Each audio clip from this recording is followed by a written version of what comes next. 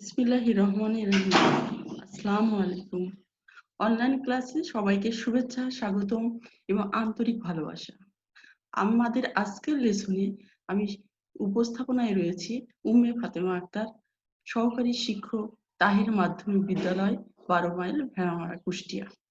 সুপ্রিয় শিক্ষার্থীবৃন্দ, কেমন আছো তোমরা?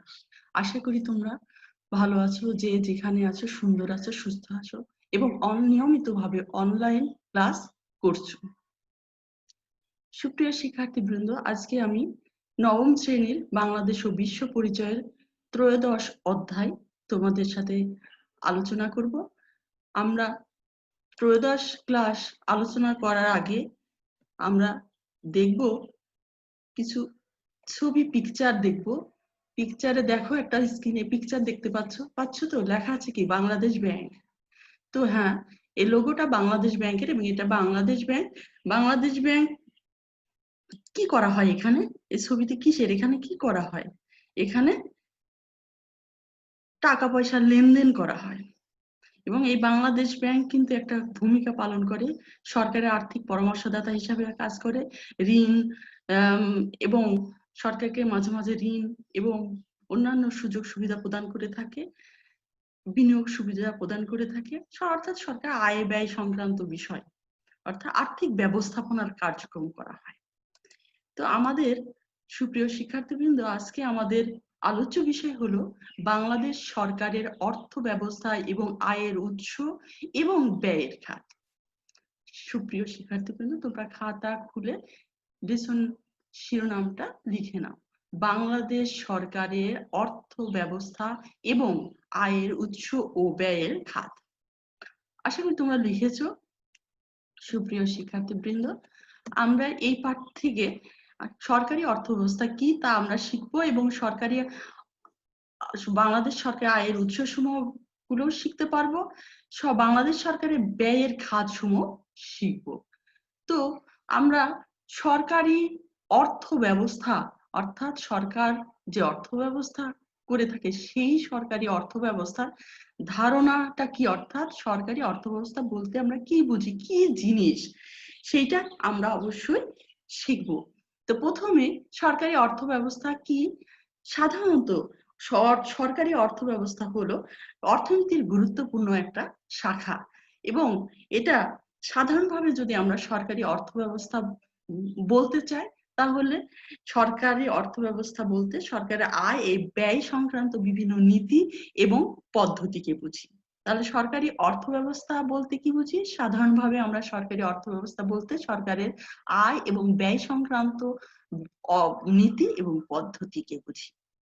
এর মধ্যে সরকার আয় এবং ব্যয় থাকবে এবং এর পদ্ধতি, কিভাবে ব্যয় করবে, কিভাবে করবে, এইরকম পদ্ধতি বা নীতি সমূহকে আমরা বুঝে থাকি। অধ্যাপক ডাল্টন বলেন, সরকারি অর্থ ব্যবস্থা হচ্ছে সরকারের আয় এবং ব্যয়ের এবং একটির সাথে অপরটির সমন্বয় সাধনের কার্যকরী সংক্রান্ত বিষয়গুলি। অধ্যাপক ডাল্টন কি বলছেন? অধ্যাপক ডাল্টন বলছেন যে সরকারের আয় এবং ব্যয় এবং এদের একটির সাথে অপরটির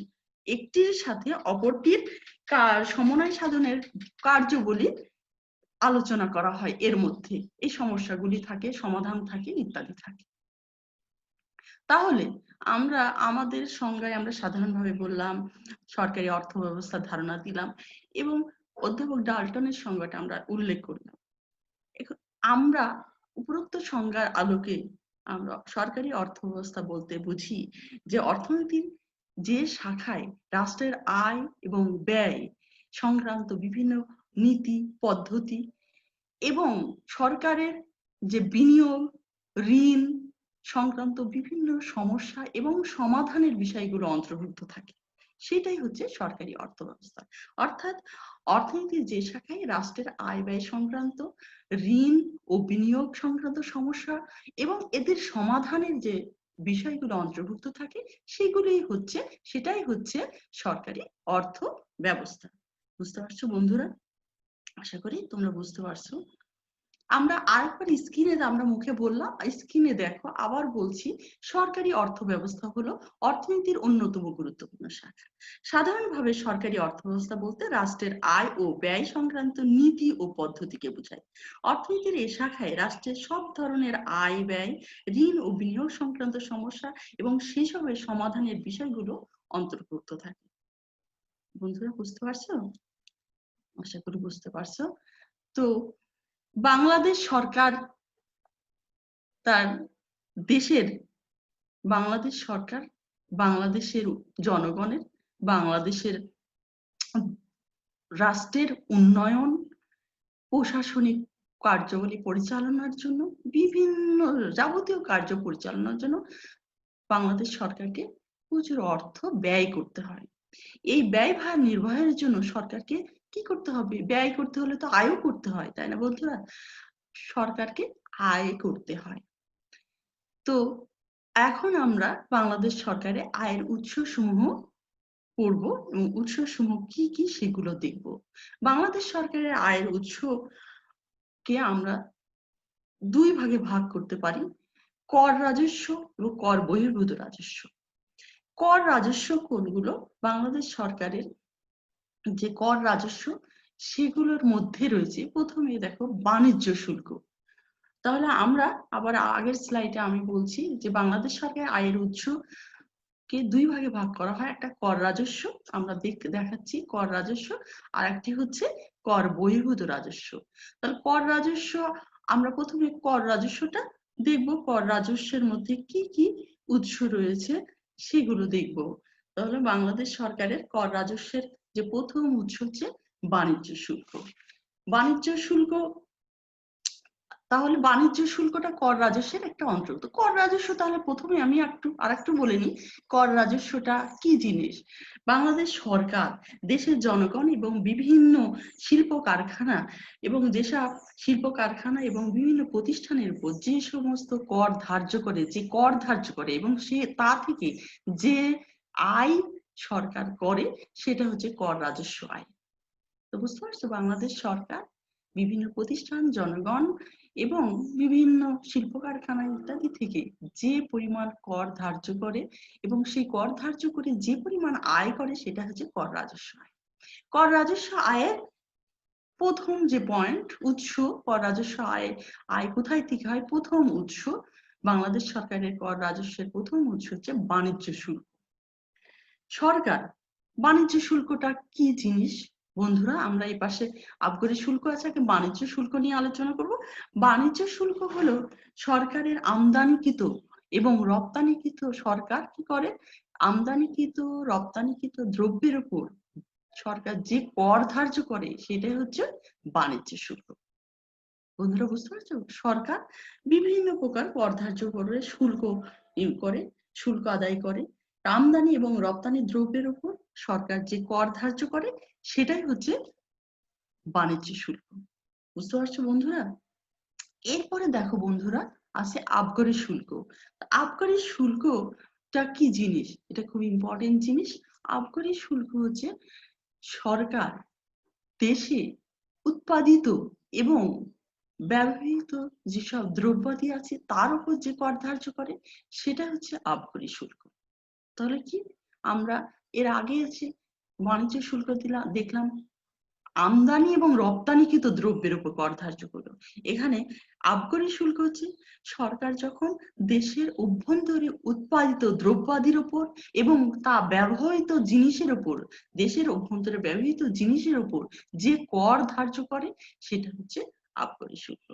সরকার আবগারি শুল্ক বাড়ানোর জন্য এবং সরকার কিছু দেশে কিছু ক্ষতিকর দ্রব্যাদিও কিন্তু উৎপাদিত হয়। আমরা আবগারি শুল্কের সংজ্ঞার মধ্যে পড়েছি যে দেশে উৎপাদিত দ্রব্য এবং ব্যবহৃত দ্রব্যের উপর কর আরোপ করলে, শুল্ক আরোপ করলে সেটা হচ্ছে আবগারি শুল্ক। সরকার এই দেশে অনেক ক্ষতিকর দ্রব্যাদি উৎপাদিত হয়, সেই ক্ষতিকর দ্রব্যাদি কমানোর জন্য, ব্যবহার কমানোর জন্য অনেক সময় আবগারি শুল্ক আরোপ করে থাকেন। যেমন মনে করো যে গাঁজা, আফিম, মদ, এগুলো উপর সরকার শুল্ক আদায় করে থাকে। তাহলে আবগারি শুল্কটা বুঝতে পারছো বন্ধুরা? আবগারি শুল্ক হলো সেই শুল্ক, যে শুল্ক হচ্ছে দেশের অভ্যন্তরে দেশে উৎপাদিত দ্রব্যাদি এবং ব্যবহৃত দ্রব্যের উপর যে কর আরোপ করা হয়, যে শুল্ক আদায় করা হয়, সেটা হচ্ছে আবগারি শুল্ক। যেমন চা, তামাক, ক্ষতিকর দ্রব্যের মধ্যে রয়েছে যে গাঁজা, আফিম ইত্যাদি। বন্ধুরা, আবগারি শুল্ক বুঝতে পারছো? দেখো বন্ধুরা, আয়কর মেলা, আয়কর, আয়কর বন্ধুরা, আয়করটা বুঝতে পারছো? সরকার জনগণের আয়ের উপর যে কর ধার্য করে, উপার্জিত অর্থের উপর। সরকার সবার উপার্জিত অর্থের উপর কিন্তু কর ধার্য করে না। যখন সরকার জনসাধারণের ব্যক্তিগত আয়ের উপর কর ধার্য করে এবং সেটা সেই আয়ের পরিমাণ যদি একটা নির্দিষ্ট সীমার ঊর্ধ্বে থাকে, তাহলে যদি একটা নির্দিষ্ট সীমার ঊর্ধ্বে থাকে, জনগণের আয় যদি একটা নির্দিষ্ট সীমার ঊর্ধ্বে থাকে, সরকার তখন কিন্তু প্রগতিশীল গতিতে, প্রগতিশীল হারে আয়কর আরোপ করে থাকে, কর ধার্য করে থাকে। তাহলে সরকার জনসাধারণের আয়ের একটা নির্দিষ্ট ঊর্ধ্বগতির উপর, নির্দিষ্ট সরকারের জনগণ যে আয় করে, সেই আয়ের একটা নির্দিষ্ট সীমা ঊর্ধ্বে যদি জনগণ আয় করে, অর্থাৎ জনগণের আয়ের একটা নির্দিষ্ট ঊর্ধ্বগতির উপর সরকার প্রগতিশীল হারে কর ধার্য করে, সেটা হচ্ছে আয়কর। এবং আয়করের মেলা বসে, প্রত্যেক বছর আয়কর মেলা বসে, আয়করের আয় সেখানে জনগণ তাদের কর প্রদান করে থাকে। বন্ধুরা, এর পরের পয়েন্ট হচ্ছে মূল্য সংযোজন কর। মূল্য সংযোজন কর ইংরেজিতে ভ্যাট বলে। আমরা শুনেছি ভ্যাটের কথা, স্যান্ডেলের ইতে দেখবে যে ভ্যাট লেখা আছে, আরো অন্যান্য দ্রব্যাদির উপর ভ্যাট লেখা আছে। তাহলে ভ্যাটটা হচ্ছে আমাদের দেশে আমদানিকৃত দ্রব্য এবং স্থানীয়ভাবে উৎপাদিত দ্রব্যের উপর কি করা হয়, নির্ধারিত কতগুলো সেবা দ্রব্যাদির উপর, সেবার উপর এই কর ধার্য করা হয়। তাহলে ভ্যাটটা কি? ভ্যাটের ইংরেজি অ্যাব্রিভিয়েশন হলো value added tax. Value added tax, মূল্য সংযোজন কর। অর্থাৎ সরকার আমাদের দেশে আমদানিকৃত দ্রব্য এবং দেশে যে স্থানীয়ভাবে উৎপাদিত হয় এবং নির্ধারিত কতগুলো সেবা খাতের উপর, যে সে নির্দিষ্ট কতগুলো সেবার খাতের উপর কি করা হয়, কর ধার্য করা হয়, সেটা হচ্ছে মূল্য সংযোজন কর।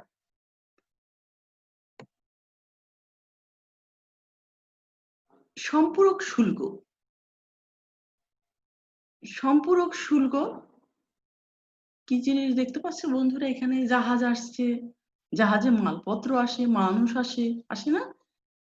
এখন সম্পূরক শুল্ক হচ্ছে যেটা হচ্ছে আমদানিকৃত যে অনেক দ্রব্য সামগ্রীর উপর আমদানি শুল্ক তো হয়, আবগারি শুল্ক আদায় করা হয়।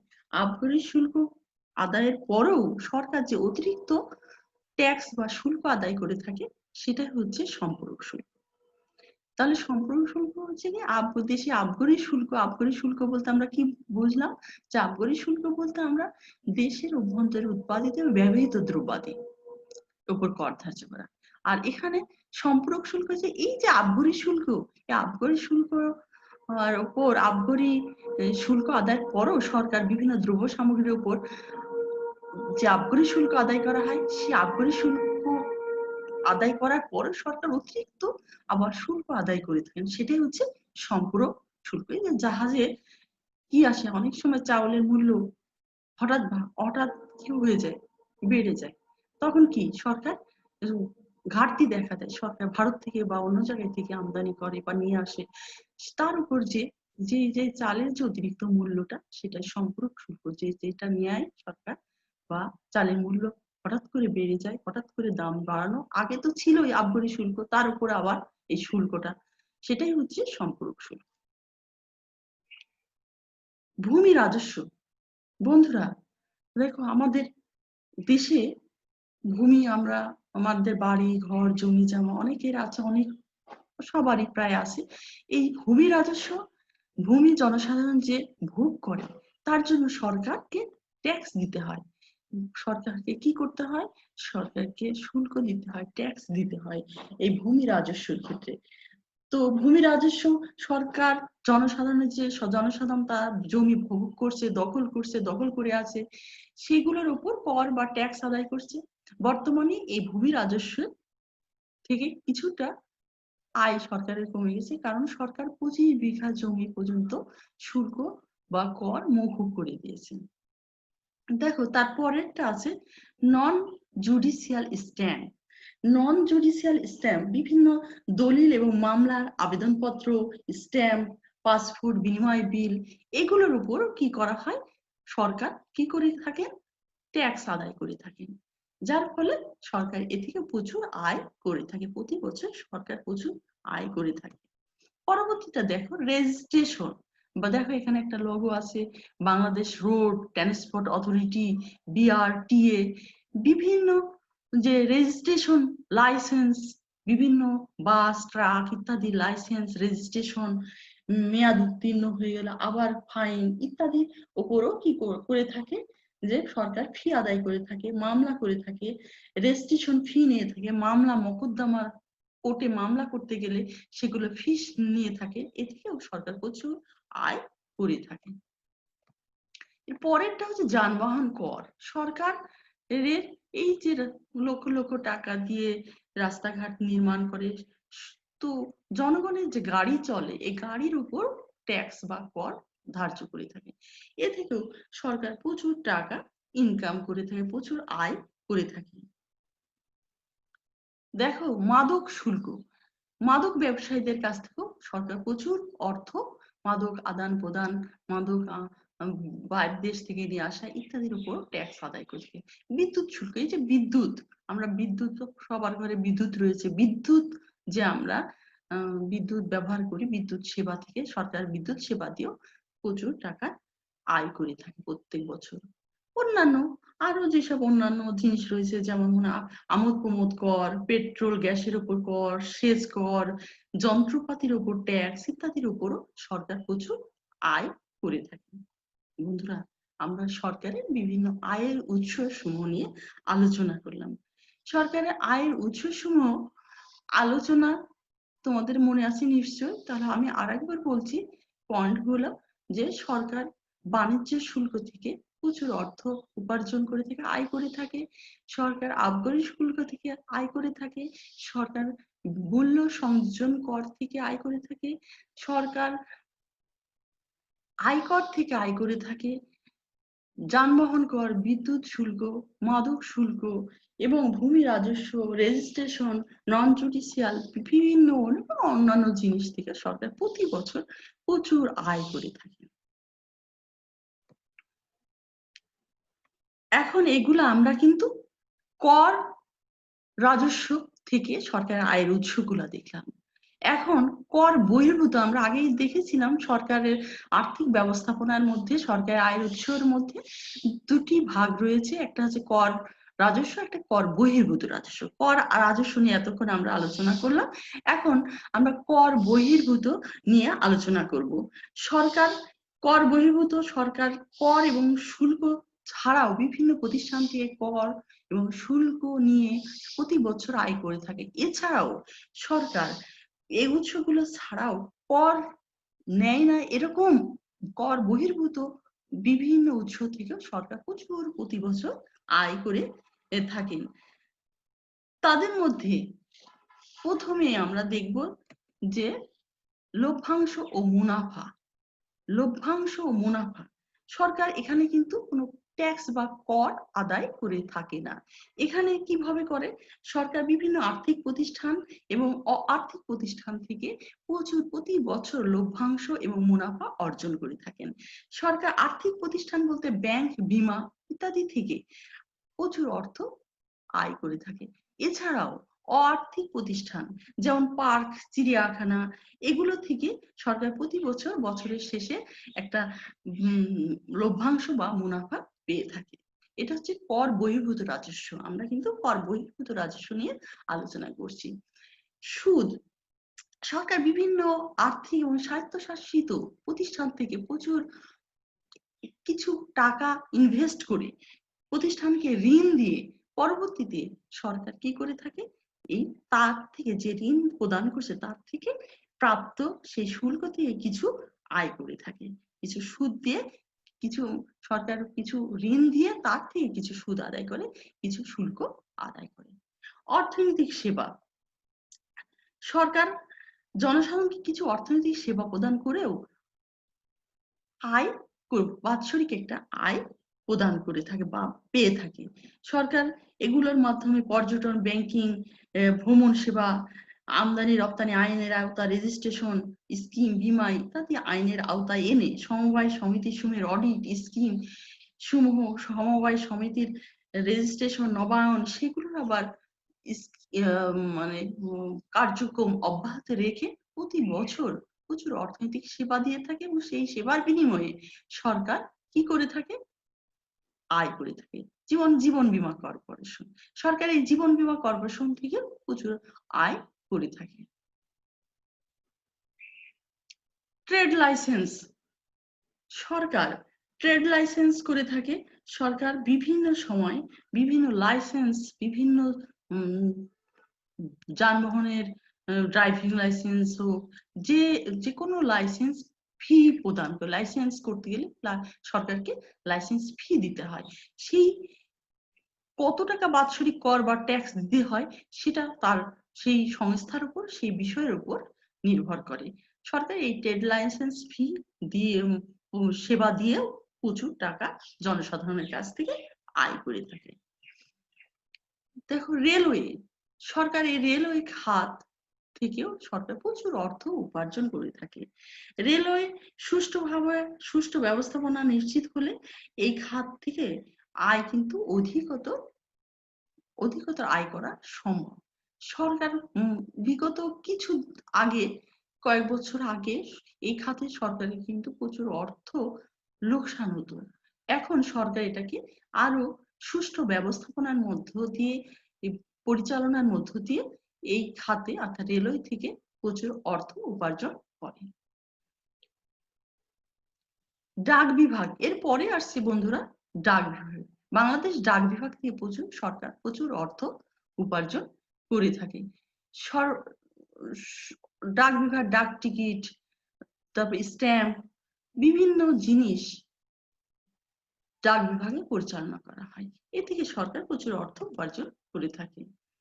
তার ও টেলিফোন, সেই তার ও টেলিফোন সেবা দিয়েও সরকার প্রচুর অর্থ উপার্জন করে থাকে। আগে তো তার ও টেলিফোনের মাধ্যমে যোগাযোগের মাধ্যম ছিল, এখন মোবাইল অন্য কিছু মাধ্যম হয়েছে। তো তার ও টেলিফোনের মাধ্যমে সরকার প্রচুর অর্থ উপার্জন করে থাকে। বন, সরকারের রাজস্ব অর্থাৎ আয়ের অন্যতম হলো এই যে প্রাকৃতিক সম্পদ বন। বনে মধু, বনে মোম, বনজ সম্পদ, কাঠ ইত্যাদি দিয়ে প্রচুর অর্থ প্রত্যেক বছর সরকার প্রচুর অর্থ উপার্জন করতে, আয় করে থাকে। বর্তমানে এই বনের অবস্থা করুণ অবশ্য। বন, কিছু অসাধু মানুষ এই বন কেটে ফেলছে এবং বন উজাড় করে যাচ্ছে, বন নিধন করছে। সরকারের সঠিক তত্ত্বাবধান এবং ব্যবস্থাপনার মাধ্যমে এই বনকে আরো উন্নত করার চেষ্টা করা হচ্ছে এবং এই সরকারের এই যে প্রাকৃতিক সম্পদ বন থেকে প্রত্যেক বছর যে আয় হয় আরো বাড়ানোর চেষ্টা করছে। তাহলে সরকারের আয়ের, কর বহির্ভূত আয়ের অন্যতম উৎস হচ্ছে বন। দেখো টোল ও লেভি, টোল প্রদান করে, লেভি প্রদান, এই লেভি এবং টোল শব্দটা একটু একটু মনে হচ্ছে যে আমাদের আনকমন জিনিস। তবে টোল হলে এক ধরনের রাজস্ব যা আয়ের ওপর নির্ধারিত আয়ের মতো নয়। এই আয়টা হচ্ছে নির্ধারিত কোনো আয়ের মতো নয়। সরকার জনসাধারণের সেবা বাবদ বিভিন্ন কর গ্রহণ করে, যেমন ব্রিজ, সেতু ইত্যাদি, ঘাট পারাপার, হাট বাজার প্রভৃতি থেকে সরকার কি করে থাকে, প্রচুর অর্থ উপার্জন করে, কর ধার্য করে থাকে। এটা হচ্ছে টোল। অর্থাৎ সরকার জনগণের সেবা বাবদ বিভিন্ন কর ধার্য করে থাকে সেবা বাবদ। এই যে সেতু, জনগণ যাচ্ছে, জনগণের গাড়িতে করে যাচ্ছে, জনগণের গাড়ি যাচ্ছে এক জায়গা থেকে আরেক জায়গায়, এটা সরকারের সেবা। এবং এই যে গাড়ি যাচ্ছে সেতুর উপর দিয়ে, এই সেতুর জন্য তাকে কি দিয়ে অতিরিক্ত কর ধার্য করা হয় তার উপর। তাকে ট্যাক্স দিতে হয়, তাকে টোল দিতে হয়, যাকে বলা হয় শুল্ক দিতে হয়, টোল দিতে হয়। এছাড়াও যখন লঞ্চ পারাপার ইত্যাদির জন্য সরকারকে প্রচুর অর্থ দিতে হয়, টোল দিতে হয়। ব্রিজ, কালভার্ট, হাট বাজার, অনেক যে হাট বাজার আছে সেখানেও সরকারকে হাট বাজার, হাট বসার জন্য এখানেও সরকারকে অর্থ দিতে হয় জনগণকে, এবং এ থেকে সরকার কি করে, প্রচুর অর্থ আয় করে থাকে প্রত্যেক বছর। এখন লেভি কি জিনিস? লেভিটা হলো বিশেষ বিশেষ সময় আরোপিত জনগণের নিকট থেকে আদায়কৃত বিশেষ ধরনের রাজস্ব। তাহলে বিশেষ বিশেষ সময়ে আরোপিত জনসাধারণের নিকট থেকে একটা নির্ধারিত আদায়কৃত বিশেষ ধরনের রাজস্বকে লেভি বলে। যেমন পদ্মা সেতু আছে, পদ্মা সেতুর জন্য সরকার কি করতে থাকে, বিশেষ সময় যে এই পদ্মা সেতু নির্মাণের জন্য সরকার জনসাধারণের কাছে কি করতে পারে, এই লেভি আদায় করতে পারে। যে টাকা আদায় করে সেটা হচ্ছে লেভি। অর্থাৎ লেভিটা বিশেষ সময়ে আরোপিত জনসাধারণের ওপর, জনসাধারণ থেকে আদায়কৃত যে নির্ধারিত কর, সেটাই হচ্ছে লেভি। বন্ধুরা আশা করি বুঝতে পারছো লেভি। ভাড়া বা ইজারা, এই যে লঞ্চ ভাড়া, ইজারা দেওয়া লঞ্চের উপর, এগুলাও কিন্তু কি সরকারের আয়ের একটা উৎস।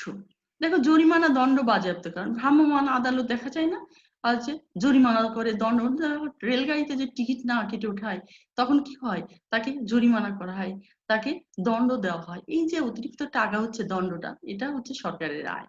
এছাড়াও বিভিন্ন নির্বাহী অফিসাররা অনেক সময় দেখবে যে বাজারে তারা তাদের বাহিনী নিয়ে নেমে পড়েন যে বাজারের মূল্য স্থিতিশীল আছে কিনা, বেশি ঊর্ধ্বগতিতে বিক্রি করছে কিনা ইত্যাদি।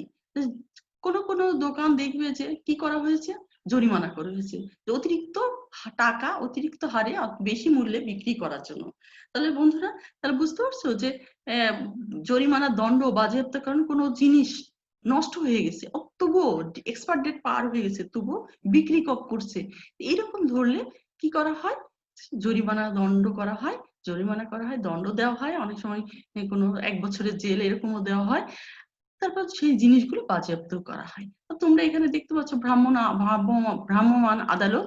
এই যে আদালতে দেখো যে এরা বসেছে, এদেরকে নিয়ে আসা হয়েছে, এরা কোনো অন্যায় করেছে, অর্থাৎ বেশি মূল্যে করা কিংবা গাড়িতে টিকিট না কেটে ওঠা, বিভিন্ন ধরনের ট্রাফিক, এখানে ট্রাফিক নিয়ম না মেনে চলা, এর কারণেও কিন্তু কি করা হয়, যে জরিমানা করা হয়। বন্ধুরা তো আমরা এতক্ষণ সরকারের আয়ের উৎসগুলো পড়লাম, আয়ের উৎসগুলো শিখলাম, আয়ের উৎসগুলো কয়টি ভাগে ভাগ করা সেটা দেখলাম, কর রাজস্ব, কর বহির্ভূত কোনগুলো সেগুলো দেখলাম। আশা করি তোমরা বুঝতে পেরেছো। তো বন্ধুরা আমরা সরকারের আয় যেমন আছে, ব্যয়ও আছে। সরকারের কি কি ব্যয়ের খাতসমূহ সেগুলো আমরা দেখব। দেখো প্রতিরক্ষা খাত, সরকার প্রতি বছর প্রতিরক্ষা খাতে প্রচুর অর্থ উপার্জন করে থাকে। তাহলে প্রতিরক্ষা খাতে প্রচুর অর্থ উপার্জন কেমন করে থাকে, যে প্রতিরক্ষা বাহিনী দেখছো তোমরা, আমাদের দেশকে রক্ষা করা প্রতিরক্ষা বাহিনী, এদের পোশাক, এদের বেতন, এদের অন্যান্য সুযোগ সুবিধা, এদের অস্ত্র সরঞ্জাম, এদের পিছনে ট্রেনিং ইত্যাদির জন্য প্রচুর অর্থ ব্যয় করতে হয়। এগুলো সরকারের ব্যয়ের অন্যতম খাত। দেখো বেসামরিক প্রশাসন, সরকার রাষ্ট্র পরিচালনার জন্য সরকারের বিভিন্ন মন্ত্রণালয় রয়েছে, বিভাগ রয়েছে, অধিদপ্তর, পরিদপ্তর রয়েছে। এগুলো, এই অফিসগুলো পরিচালনার জন্য বিভিন্ন জনবল রয়েছে, সচিব রয়েছে, বিভিন্ন কর্মচারী রয়েছে, তাদের বেতন, তাদের অবকাঠামো, সেই সব অফিসের সরঞ্জাম, বিভিন্ন সুযোগ সুবিধা, এগুলো প্রদানের জন্য সরকারকে প্রচুর অর্থ ব্যয় করতে হয়। শিক্ষা খাতে সরকার প্রত্যেক বছরের যে বাজেট, তাতে সর্বোচ্চ বাজেটে শিক্ষা খাতে সর্বোচ্চ বাজেট রাখেন। কেন? শিক্ষা যদি অগ্রগতি না হয় তাহলে দেশের উন্নয়ন সম্ভব নয়। মানুষ যদি শিক্ষিত নয়, মানুষ যদি বুঝতে না পারে, দেশের নাগরিক যদি শিক্ষিত না হয়, তাহলে বুঝতে পারবে মানে শিক্ষা কি হবে না, দেশের উন্নয়ন সম্ভব নয়। তাই শিক্ষাতে সরকার প্রচুর অর্থ ব্যয় করে থাকেন। শিক্ষা প্রতিষ্ঠানের বিভিন্ন বিল্ডিং, বিভিন্ন ভবন, শিক্ষা প্রতিষ্ঠানে বিভিন্ন সরঞ্জাম, বিভিন্ন শিক্ষা প্রতিষ্ঠানের ল্যাব, বিভিন্ন আসবাবপত্র সহ বৃত্তি প্রদান, উপবৃত্তি প্রদান প্রভৃতি ক্ষেত্রে সরকার এই শিক্ষা খাতকে অগ্রাধিকার দিয়েছেন, এই ব্যয়ভার বাড়িয়েছেন। স্বাস্থ্য পরিবার কল্যাণ, দেখো স্বাস্থ্য সেবা আমাদের প্রায় হাতের মুঠে। আমরা একটু দূরে গেলে স্বাস্থ্য ক্লিনিক, সরকারি ক্লিনিক, সেখান থেকে কিন্তু দরিদ্র জনগণ কি করতে পারে, সেখান থেকে দরিদ্র জনগণ সাধারণ চিকিৎসা নিতে পারে, সেই চিকিৎসার জন্য দূরে যেতে হয় না। এখানে বিভিন্ন পরিবার পরিকল্পনা, স্বাস্থ্য কল্যাণ, যেসব মাতৃসদন কেন্দ্র রয়েছে সেখানকার সরকার সেই সব খাতে সেই জায়গায় প্রচুর অর্থ সরকারকে বিনামূল্যে ওষুধ প্রদান, প্রচুর অর্থ ব্যয় করতে হয় সরকারকে। ঋণ সুদ পরিশোধ, সরকার বিভিন্ন সময় কি করে থাকেন, জনসাধারণকে ঋণ পরিশোধ করে থাকেন, ঋণ দিয়ে থাকেন এবং চড়া হারে। এক সময় কি জনগণ ঋণ পরিশোধ করতে আর পারে না, তখন বিভিন্ন অ্যাপ্লিকেশন করে, বিভিন্ন ধরনের সরকারের সাহায্য সহযোগিতা করে, অনেক সময় সরকার কিছু কত পার্সেন্ট মকুব করেও দেন, এই ক্ষেত্রে সরকারের ব্যয় হয়। দেখো কৃষি মৎস্য পশুপালন, সরকারি কৃষি ভর্তুকি, পশুপালনের জন্য ভর্তুকি, তরুণদের যে ট্রেনিং, কিভাবে কৃষি কাজ করবে, মৎস্য কাজ করবে, পশুপালনের খামারে বিভিন্ন ঔষধপত্র, এগুলো প্রদান করে থাকে, এই থেকে সরকারি প্রচুর অর্থ ব্যয় হয়। পুলিশ আনসার বিজেপি, এই পুলিশ আনসার বিজেপির ক্ষেত্রেও সরকার প্রচুর অর্থ ব্যয় করে থাকেন। দেশের অভ্যন্তরীণ আইন শৃঙ্খলা রক্ষা এবং শান্তি বজায় রাখার জন্য সরকার পুলিশ এবং আনসার বাহিনী গঠন করে থাকেন, নিয়োগ দিয়ে থাকেন, এদের বেতন, এদের সেবা, এদের সরঞ্জাম প্রদান করে থাকেন, এতে প্রচুর সরকারের ব্যয় হয়। এছাড়া সীমান্ত রক্ষা ও চোরাচালান বন্ধের জন্য সীমান্ত রক্ষী বিজিপি এর অর্থাৎ বর্ডার গার্ড ইত্যাদি গড়ে তোলা হয়। এসব বাহিনীর জন্য সরকারকে প্রচুর অর্থ ব্যয় করতে হয়। বিচার বিভাগ, কারা বিভাগ, দেখো বিচার বিভাগে পরিচালনার জন্য সরকারকে অর্থ ব্যয় করতে হয়। কারা বিভাগে যারা কয়েদি থাকেন, যারা জেলখানায় থাকেন, তাদের তো না খেয়ে থাকেন না, সরকার তাদেরকে চিকিৎসা, তাদের খাদ্য, তাদের আশ্রয় ইত্যাদি বাবদ প্রচুর অর্থ ব্যয় করে থাকেন। জাতীয় রাজস্ব আদায়কারী বিভাগ সমূহ, রাজস্ব যেসব আদায়কারী বিভাগ রয়েছে, যেমন মনে করো যে সরকারের আয়কর বিভাগ রয়েছে, বাণিজ্য শুল্ক বিভাগ, আবগারি শুল্ক বিভাগ রয়েছে, ভূমি রাজস্ব বিভাগ রয়েছে প্রভৃতি, এইসব বিভাগ সমূহ, ভূমি রাজস্ব বিভাগ, আবগারি বিভাগ ইত্যাদি বিভাগ পরিচালনার জন্য সরকারকে প্রচুর অর্থ ব্যয় করতে হয়। ভবন তৈরি, তাদের আসবাবপত্র, সেখানকার জনবলের বেতন ভাতা ইত্যাদির জন্য। বৈদেশিক বিষয় বলি, বহির্বিশ্বের সাথে দেশের এবং জনগণের সম্পর্ক ও প্রতিষ্ঠা পরিচালনার জন্য সরকারকে প্রচুর অর্থ ব্যয় করতে হয়। বিভিন্ন দূতাবাস, বিভিন্ন দূতাবাসে রাষ্ট্রদূতরা এদেশে আছেন, এদেশের রাষ্ট্রদূত অন্য দেশে আছেন, তাদের ব্যয়ভার, তাদের বেতন, তাদের পরিচালনার জন্য কি করা হয়, প্রচুর সরকারকে অর্থ ব্যয় করতে হয়। বেসরকারি শিক্ষক কর্মচারী অবসর ভাতা এবং অন্যান্য সুযোগ সুবিধা, শিক্ষা মন্ত্রণালয় যখন বেসরকারি শিক্ষা প্রতিষ্ঠান কর্মচারীরা অবসরে যান, তাদের বেতন ভাতা কি করে থাকেন, অবসর বেতন ভাতা এগুলো প্রদান করে। এমনকি সরকারি যারা রিটায়ার্ড করেন, অবসরে যান, তাদেরও অবসর ভাতা এবং অন্যান্য সুবিধা সরকার প্রদান করে থাকেন। সমাজ কল্যাণমূলক বহু কাজ সরকার করে থাকেন, সমাজে কালভার্ট নির্মাণ, সমাজে উন্নয়নমূলক কর্মকাণ্ড, সমাজের মানুষের বিভিন্ন ভাতা ইত্যাদি সরকার কি করে থাকেন, সরকার এগুলো এই সমাজ কল্যাণ কার্যক্রম পরিচালনার জন্য সরকারকে ব্যয়ভার বহন করতে হয়। অপ্রত্যাশিত ব্যয়, দেখো অপ্রত্যাশিত, আমাদের দেশে প্রাকৃতিক দুর্যোগ প্রবণ আমাদের দেশ বাংলাদেশ, এখানে প্রাকৃতিক দুর্যোগ লেগেই আছে, অপ্রত্যাশিত ব্যয় যেগুলা, যেমন বন্যা, খরা, ঘূর্ণিঝড় ইত্যাদি কারণে প্রতি বছর লক্ষ লক্ষ মানুষের প্রাণহানি হয়, আশ্রয় হারা হয় তারা, এবং ফসল এবং অন্যান্য ক্ষতি হয়ে যায়। সরকারকে সেজন্য প্রতি বছর প্রায় বছরে প্রায় অধিকাংশ সময় এই অপ্রত্যাশিত ব্যয় সরকারকে বহন করতে হয়, ফলে সরকার প্রচুর অর্থ ব্যয় করে থাকেন। অন্যান্য যে সকল খাত রয়েছে এছাড়াও জ্বালানি ও শক্তি, বিভিন্ন খনি উৎপাদন, বিভিন্ন নির্মাণ, সচিবালয়ের বিভিন্ন পরীক্ষা নিরীক্ষা, হিসাব ইত্যাদি বিভিন্ন সচিবালয় আছে, মন্ত্রণালয় আছে, তাদের পরীক্ষা নিরীক্ষা, হিসাব নিকাশ, তাদের হচ্ছে পরামর্শদাতা হিসাবে গঠন করা, বিভিন্ন তদন্ত কমিটি গঠন করা ইত্যাদি অন্যান্য এই সকল খাত রয়েছে যেগুলো সরকারকে প্রচুর অর্থ ব্যয় করতে হয়। বন্ধুরা, তোমরা সরকারের ব্যয়ের খাতগুলোকে বুঝতে পেরেছো? সরকারের ব্যয়ের খাতগুলোর মধ্যে প্রতিরক্ষা খাত, বেসামরিক খাত, শিক্ষা খাত, স্বাস্থ্য পরিবার কল্যাণ খাত, সমাজ কল্যাণমূলক খাত, কৃষি মৎস্য ইত্যাদি খাত, অপ্রত্যাশিত খাত, বিচার বিভাগ কারা বিভাগ নিয়ন্ত্রণের জন্য ব্যয়ের খাত, তারপরে রাজস্ব আদায়কারী বিভিন্ন বিভাগ সমূহ, বৈদেশিক বিষয়াবলী ইত্যাদি বিষয়সমূহ সরকারের ব্যয়ের অন্যতম খাত। বন্ধুরা, তোমরা কি বুঝতে পারছো? আশা করি বুঝতে পারছো। এখন আমরা সরকারের কর বহির্ভূত রাজস্বের তালিকা নিশ্চয়ই তোমরা করতে পারবে। আমি আশা করি তোমরা অবশ্যই করতে পারবে, কারণ তোমরা ব্রিলিয়ান্ট স্টুডেন্ট, তোমরা জানো এবং মনোযোগ দিয়ে শুনেছো। আর এখন দেখি তোমরা কেমন মনোযোগ দিয়ে শুনেছো। আমি একটু প্রশ্ন করি, আমরা এর আগে আলোচনা করলাম সরকারি অর্থব্যবস্থা কাকে বলে। বন্ধুরা, মনে আছে তোমাদের? সরকারি অর্থব্যবস্থা বলতে আমরা কি বুঝি? সাধারণভাবে সরকারের আয় ব্যয় সংক্রান্ত বিভিন্ন নীতি ও পদ্ধতিকে সরকারি অর্থব্যবস্থা বলে। বুঝতে পারছো বন্ধুরা? কর রাজস্ব কোনটা?